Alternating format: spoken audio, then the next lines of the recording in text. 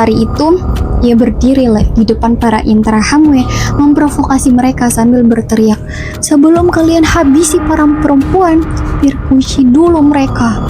Kalau kok bisa dia ngomong kayak gitu? Padahal dia seorang ibu, sesama perempuan juga. Dia punya anak perempuan loh. Astagfirullah.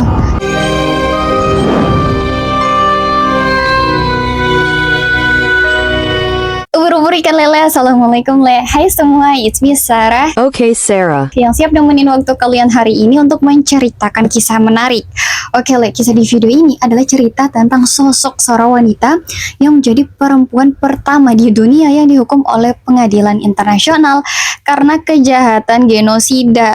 Sosok wanita ini le juga sekaligus menjadi perempuan pertama yang dihukum karena kejahatannya yang memerintahkan Billie Jean Marshall.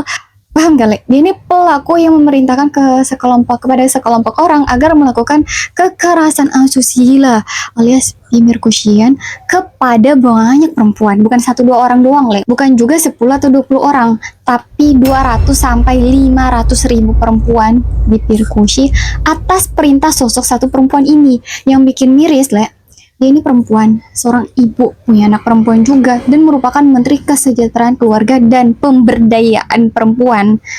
Gak ngerti lagi deh aku, sosok yang seharusnya gitu ya, menjaga dan memberdayakan perempuan, justru melakukan hal sebaliknya. Tadinya ya Le, aku ngerasa berat tau bahas cerita ini. Sempet ragu kayak, angkat gak ya ceritanya. Kayak gak tega gitu loh. Masalahnya nih korbannya ratusan ribu, dari anak-anak kecil sampai perempuan dewasa yang udah punya anak menjadi korbannya, tapi pelakunya juga perempuan. Alamak, disclaimer aja ya, ini ceritanya bener-bener sesadis dan sekotor itu. Kotor dalam tanda kutip ya. Kalau kalian gak nyaman, mending skip aja, gak apa-apa. Video-videoku yang lain masih ada, ditonton ya. Ya udahlah, sudah kuperingatkan bagi kalian yang tetap stay di video ini, mari kita simak ceritanya. Rwanda, sebuah negara kecil di jantung Afrika Timur yang sering dijuluki Land of Thousand Hills atau negeri 1000 bukit karena letaknya yang berada pada ketinggian rata-rata 1500 di atas permukaan laut dan dikelilingi oleh pegunungan serta bukit dan lembah yang indah. Namun Le, di balik keindahan alamnya itu, negara ini pernah mencatat salah satu kisah tergelap dalam sejarah manusia. Genosida 1994 saat lebih dari 1 juta manusia kehilangan nyawa dalam kurun waktu cuma 100 hari Le. Ibu kota Rwanda yang bernama Kigali menjadi saksi bagaimana tetangga saling menghabisi yang dulunya rukun tapi tiba-tiba kayak orang kesetanan, keluarga tercerai-berai. Bayangin ya Le, misal nih ada laki-laki nikah sama perempuan terus punya anak, tapi mereka berdua beda suku. Nah itu saling menghabisi dalam satu rumah. Suami menghabisi istri dan anak-anaknya sendiri. Bukan cuma di satu rumah doang yang kayak gitu Le, tapi banyak, ratusan sampai ribuan rumah. Suami menghabisi istri, istri menghabisi anak-anaknya sendiri, tetangga yang dulu rukun saling menghabisi, dan lautan manusia dari berbagai kota kabur lari Le ke perbukitan, ke pegunungan, sembunyi di lembah-lembah demi bertahan hidup. Keadaan pada waktu itu benar-benar sekeos itu. Nah, aku bahas sedikit ya Le, sejarahnya sebelum masuk ke tragedi Billie Jean Marshall itu. Sedikit aja Le, aku bukan anak sejarah soalnya, takutnya bikin kalian bosan gitu. Tapi kadang aku mikir, lah aku anak teknik informatika, ngapain bikin konten beginian? Tapi udahlah, semoga kalian ngerti. Oke Le, jadi di negara Rwanda ini dari zaman penjajahan Belgia ada 2 suku yang dominan. Sebenarnya ada 3 sih. Yang satu itu namanya suku Twa, tapi populasinya cuma 1%. Nah, 2 yang dominan tadi bernama suku Hutu dan suku Tutsi. Yang paling banyak tuh suku Hutu, hampir 85% dari total penduduknya. Dan kebanyakan orang-orang dari suku ini hanya menjadi rakyat biasa, ibarat kelas sosial nih. Kan ada kelas atas, kelas menengah, dan kelas bawah. Nah, posisi mereka tuh yang paling bawah. Kebalikan dari suku Tutsi yang merupakan minoritas sekitar 14% doang. Tetapi di masa itu ya suku Tutsi ini sering dianggap rasnya lebih tinggi, sehingga orang-orang Tutsi sering menjadi bangsawan atau pemilik ternak. kayak posisinya tuh rata-rata lebih wow gitu daripada suku Hutu yang cuman jadi rakyat biasa. Misalnya rata-rata yang jadi bos itu suku Tutsi. Nah, pekerjanya itu dari suku Hutu. Apa ya istilahnya? Semacam dianaktirikan lah di era kolonial Belgia. Tanpa disadari, Le, justru hal inilah yang menjadi asal muasal bibit-bibit dendam yang tumbuh dan diwariskan dari generasi ke generasi berikutnya. Namun, semenjak Rwanda merdeka, Le, kekuasaan berganti dan didominasi oleh mayoritas suku Hutu. Udah ya, paham? Itu sejarah singkatnya, Le. Nah, di negara inilah Pauline Nyiramasuhuko lahir, yaitu pada 1 April 1946. Perempuan yang dulunya dibesarkan sebagai anak petani suku Hutu sederhana di Komunendora, sebuah daerah yang dulu termasuk wilayah Butare, tapi sekarang dikenal sebagai bagian dari Provinsi Selatan Rwanda. Nah, masa kecil Pauline, Le, nggak lepas dari kenangan pahit yang pernah dialami keluarganya, yang kala itu harus meninggalkan kampung halaman akibat kekurangan makanan dan kelaparan. Pada akhir Perang Dunia Kedua, bapaknya Pauline itu sampai harus pergi merantau jauh-jauh ke pengasingan di Tanzania untuk mencari mata pencaharian. Nah, karena di masa tersebut Rwanda masih dijajah Belgia, Le. Sekolah-sekolah waktu itu banyak dikuasai sama orang-orang kulit putih dan cuma orang-orang tertentu aja, segelintir orang yang bisa masuk ke situ. Kebanyakan orang tua pada masa itu nggak mau nyekolahin anak perempuannya ke sekolah kayak gitu. Mereka takut anaknya dijauhkan dari adat, diajarin cara hidup barat, atau malah jadi terlalu bebas. Lagian buat apa sekolah tinggi-tinggi kalau ujung-ujungnya jadi ibu rumah tangga? Pola pikir zaman itu patriarki banget ya. Kayaknya zaman sekarang juga masih banyak ya guys sih. Meskipun begitu ya, Pauline justru nekat masuk ke Karubanda Social School. Di sana ia bergaul dengan para gadis yang kelak di masa depan, Le, akan menjadi istri-istri pejabat besar Rwanda. Sekolah ini bergengsi bukan main. Lulusannya bahkan diperebutkan oleh para menteri, anggota parlemen, sampai perwira militer. Ini bukan merebut untuk bekerja ya, Le, jangan salah paham. Maksudnya itu berebut untuk melamar cewek-cewek lulusan sekolah ini untuk dijadikan istri. Singkatnya, setelah lulus, Pauline pun bekerja di bidang sosial. Di masa-masa itu, tepatnya pada tahun 1968, Pauline pun bertemu dengan seorang pria bernama Maurice Ntahobali dan memutuskan untuk menikah. Suaminya bukan orang sembarangan, Le, gak kaleng-kaleng.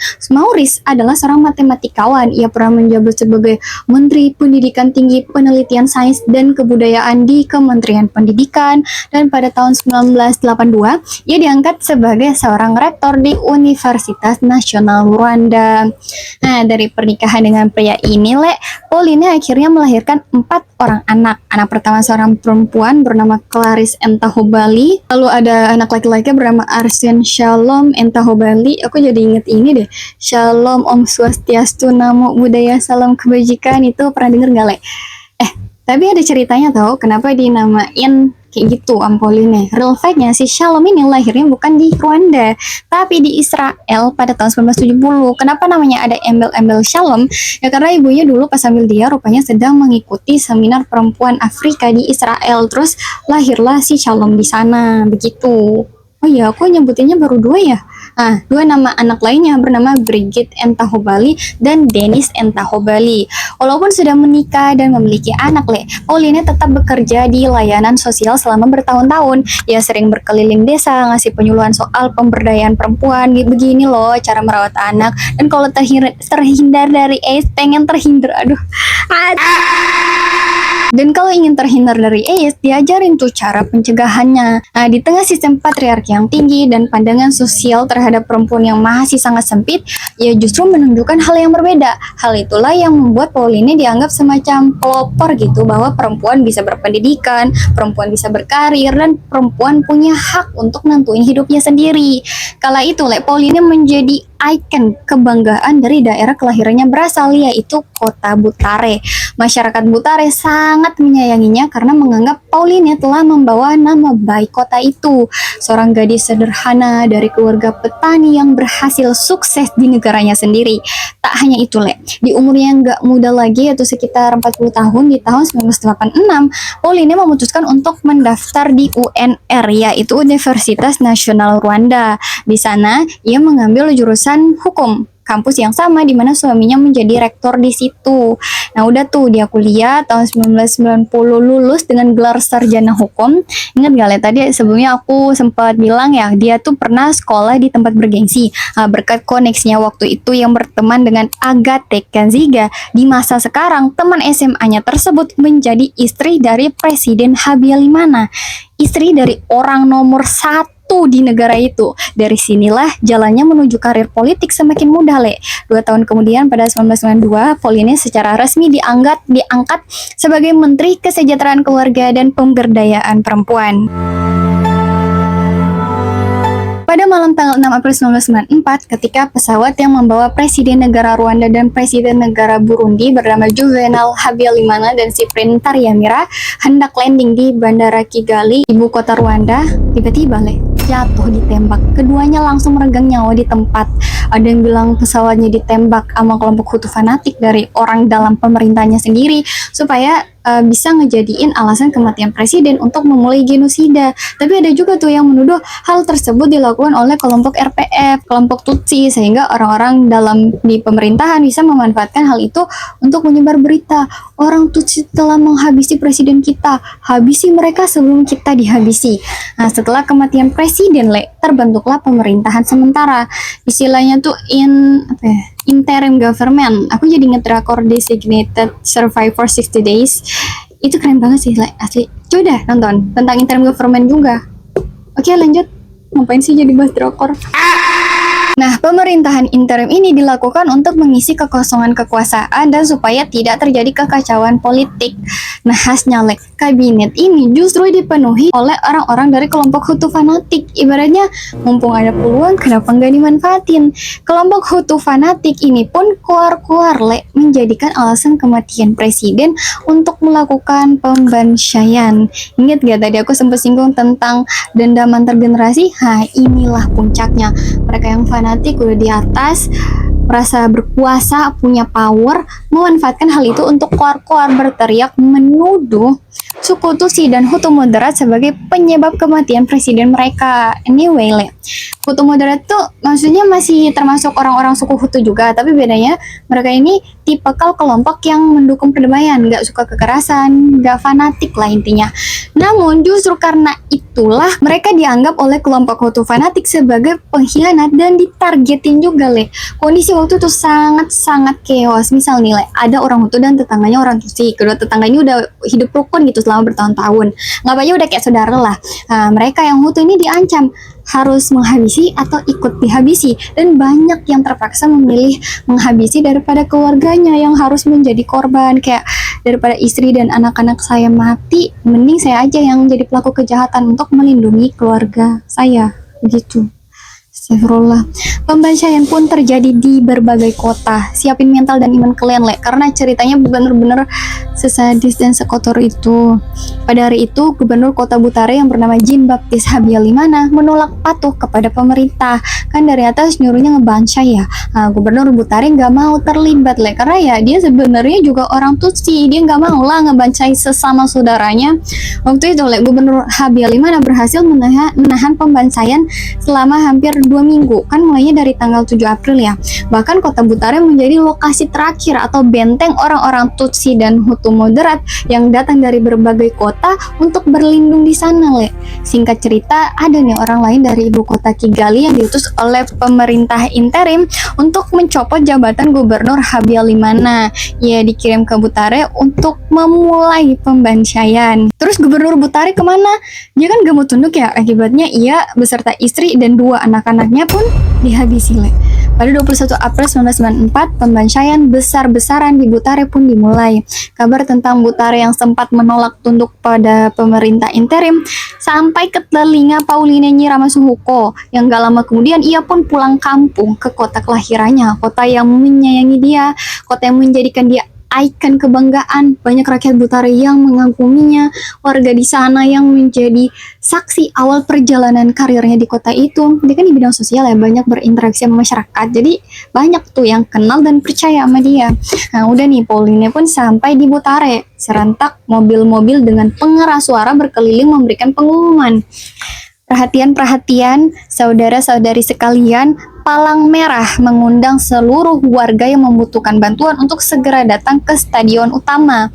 Di sana disediakan makanan, air bersih, dan tempat perlindungan yang aman.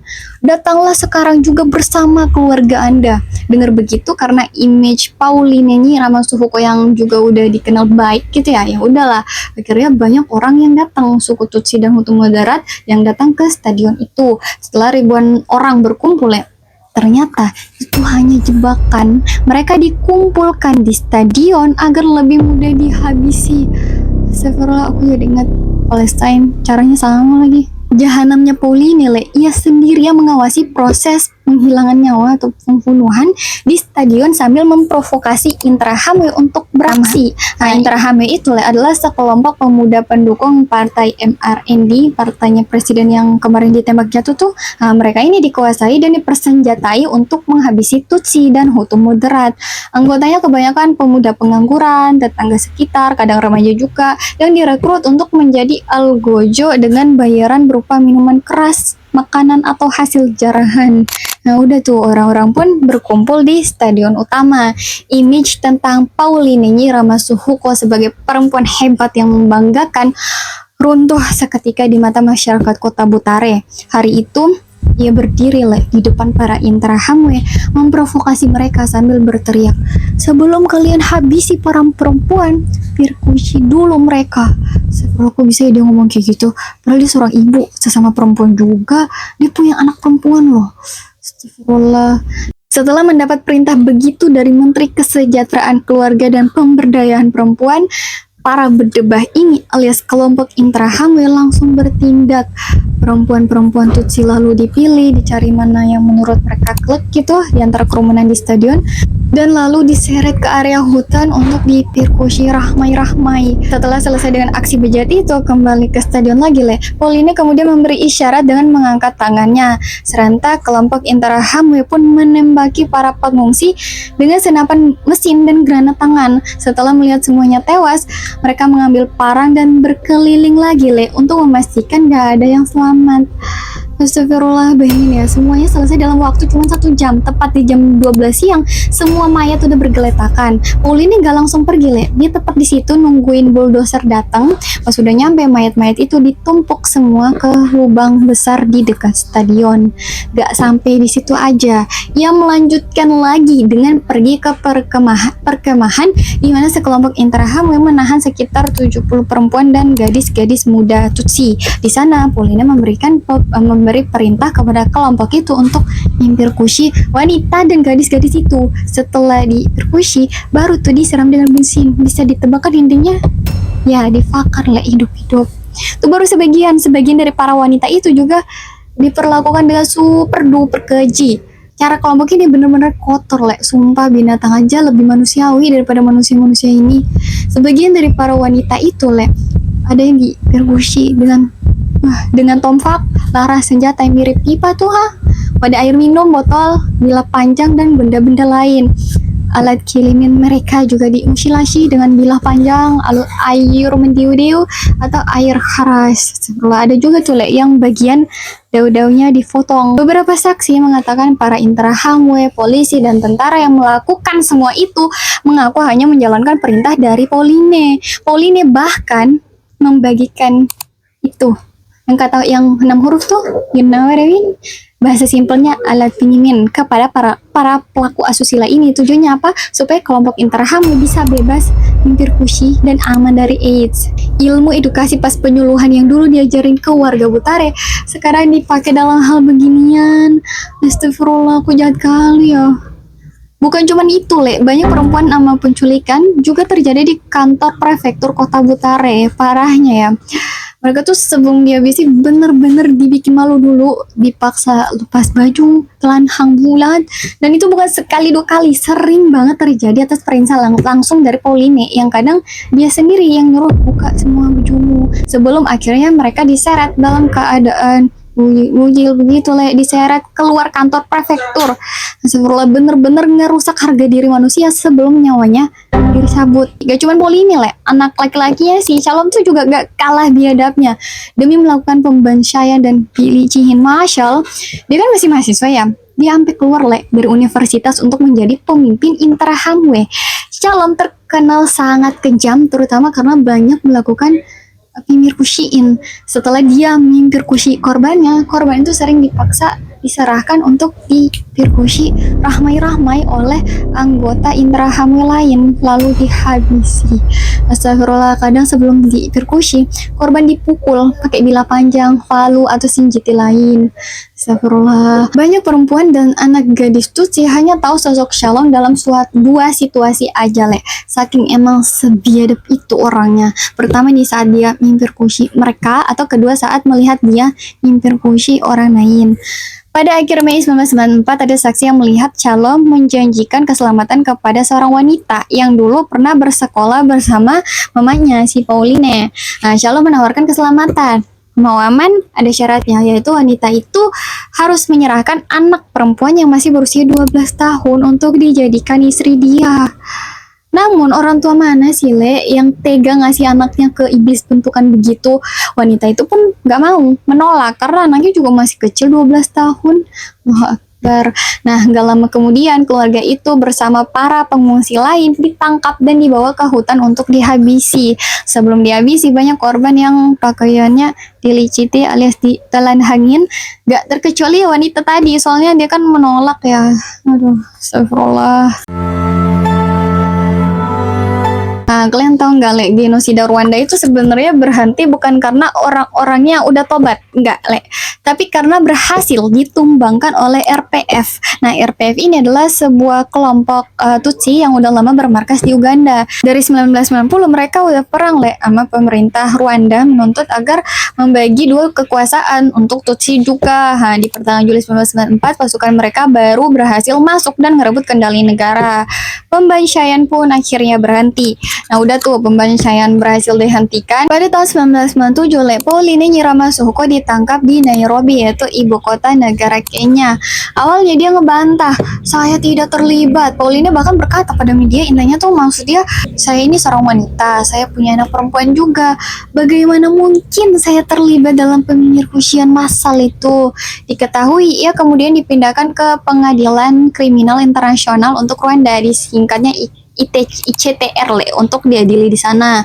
Proses persidangan yang terkenal sebagai sidang yang memakan waktu paling lama di pengadilan itu. Di sini baru diketahui sedari awal kan kita taunya Pauline tuh eksekutor di lapangan ya, yang nyuruh ini, nyuruh itu, lakuin ini, lakuin itu. Mengejutkannya, Pauline juga ternyata merupakan satu dari 5 orang yang menyusun strategi rencana besar pembantaian di Rwanda. Dan ini salah satu otak utama di balik pembantaian genosida ini Le. Jadi bukan cuma ikut-ikutan yang menerima perintah dari atas, enggak Le. Dia yang rencanain. Astagfirullah, Menteri Kesejahteraan Keluarga dan Pemberdayaan Perempuan, tapi justru dia sendiri yang ngebuat peta pembantaian terhadap perempuan di negaranya. Nah, Pauline dia diadili bersama putranya, Arshen Shalom Entahubali, yang kemudian tercatat dalam sejarah sebagai salah satu terpidana termuda di ICTR. Dia kan aslinya masih mahasiswa ya. Hampir semua orang di kampus-kampus yang ada di kota Butare tuh kenal sama si anaknya Shalom. Ya sih jelas, mungkin mamanya kan menteri, bapaknya rektor. Hal itu membuat status sosialnya tinggi, banyak yang iri lah sama dia. Tapi saat di sidang kasus ini para saksi bilang dia tuh sebenarnya mahasiswa biasa aja. Malah ada yang bilang gagal total sampai dibilang anak yang kelakuannya nggak benar. Tapi ya gitu mama sama saudara perempuannya pada ngebela mati-matian. Mereka bilang anak saya, adik saya nggak ada sangkut pautnya sama genosida ini, ala bullshit. Sekarang Pauline dan anaknya si Shalom sama-sama di penjara di Dakar, Senegal, yaitu sebuah lokasi penampungan napi genosida Rwanda. Pada tanggal 24 Juni 2011, Pauline Nyiramasuhuko yang kala itu berusia 65 tahun resmi dinyatakan bersalah. Ia dijatuhi hukuman penjara seumur hidup dan gak bisa ngajuin pembebasan bersyarat minimal selama 25 tahun oleh Pengadilan Pidana Internasional PBB untuk Rwanda. Sedangkan anaknya si Shalom juga kena hukuman seumur hidup tanpa kemungkinan pembebasan. Oke itu dia kisah dari Pauline Nyiramasuhuko, mantan Menteri Kesejahteraan Keluarga dan Pemberdayaan Perempuan. Dari cerita ini sadar gak sih kalau pelaku kejahatan itu nggak mengenal gender, mau laki-laki kayak mau perempuan kayak bisa aja manusia berwujud setan. Kebalik. Setan berwujud manusia. Kayaknya setan juga insecure sama kelakuan manusia-manusia dalam cerita ini. Oke deh, semoga ada hikmah yang bisa diambil dari kisah kelam ini. Karena ya gimana ya, pemberdayaan perempuan tapi membantai dan menindas perempuan. Dulu dia koar-koar peduli sama perempuan, ngasih penyuluhan, begini loh cara mendidik anak. Tapi sekarang ya emang kadang yang terlihat peduli justru yang paling duluan menusuk dari belakang. Nyambung gak sih? Udahlah, aku jadi bingung mau tutup gimana. Intinya kalau kalian nonton ini sambil rebahan, bersyukur aja, Le. Mending rebahan sambil drakoran daripada rebahan rame-rame di stadion. Sumpah, ini video ketiga. Aku udah ngetik 2 kali. Satu video tuh hampir 30 menit lebih dan gak kerekam mic-nya.